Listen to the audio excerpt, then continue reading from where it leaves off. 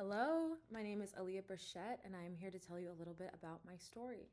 So, my story begins generations before me in the regions of Louisiana. This is where my ancestors lived as Black French Creole people, carrying with them African, Indigenous, and French ancestry as well. They lived in a region that would later be named after Marquis de Lafayette, who is a symbolic pillar of liberty, resilience, and cross cultural continuity.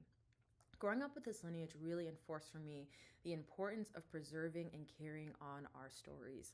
My ancestors fought through unspeakable and unbelievable challenges to protect and maintain our story as a people. They lived through enslavement, through the Jim Crow movement, and through the near erasure of the Black Creole identity. So, as an artist and as an academic, this really challenged me to tell, to research, and to preserve not only my own stories, but also the stories of other people, especially other marginalized people.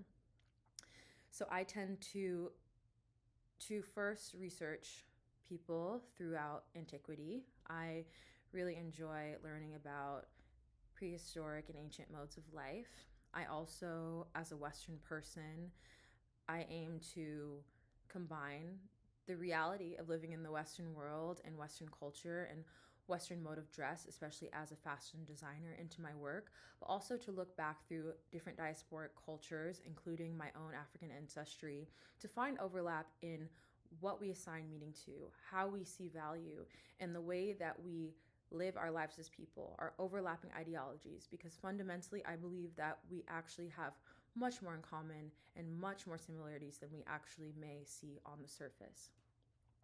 So as a leader, I lead with empathy, I lead with understanding, but also a diligent level of problem solving.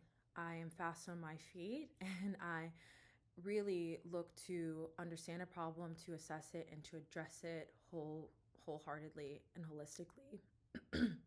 I faced many unforeseen health challenges, especially in my first year at SCIC. My first and second year were very challenging as I had a major accident that really hindered my ability to show up physically in a lot of my classes.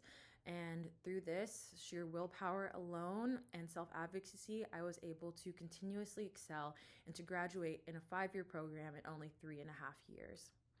So I learned through that we have to tell our stories, self advocate, and also empower one another to advocate for their stories as well. Thank you so much for hearing me and for considering my application for this fellowship.